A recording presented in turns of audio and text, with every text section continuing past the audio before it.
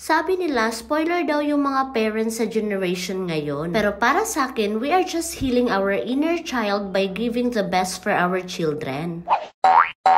Hello mga ka-Jamson! Pauwi nga kami sa Isla ng Samal sa araw na to. Pero bago kami umuwi, pumunta muna kami sa Gaisano Mall of Davao. Saktong-sakto pagkadating namin doon na bumuhos ang ulan. Dahil lunchtime na rin, pumunta na kami sa food hall para sa aming pananghalian. Na-miss ko rin talaga ang Davao dahil halos 5 taon din ako nakatira dito nung college pa ako. Etong baby namin parang nakatakas sa hawla. Napakalikot na talaga. May pupuntahan pa daw yung mama at papa ko kaya nagpaiwan na kami dito sa fun maze. Nung bata pa ako, di ko talaga maalala kung nakapasok ba ako sa mga ganito. Or siguro di pa talaga uso yung playhouse noon. Naalala ko pa nung bata ako, sabay kaming graduate ng mama ko. Yung mama ko nagtapos ng college, ako naman ay nagtapos ng kindergarten. Bali yung papa ko na yung nagpaaral sa mama ko sa college. Kaya naman proud na proud talaga ako sa mama at papa ko. Talagang ginapang nila yung buhay namin sa kahirapan. Kung ano man yung mga naabot namin ngayon, ito ay dahil sa mga magulang namin. And I truly praise God for giving me wonderful parents. Gusto kong maging kagaya ng mga magulang ko. Yun bang may pangarap sila hindi lang para sa sarili nila, kundi para sa mga anak nila? Alam nyo bang 11 bahay yung natirhan ng mga magulang ko bago sila nakabili ng sarili nilang bahay? Mga nasa grade 4 ako nun. Tapos first time ko ding mabilhan ng trolley bag. Ngayon ko lang na-realize na kahit ang hirap-hirap namin nun,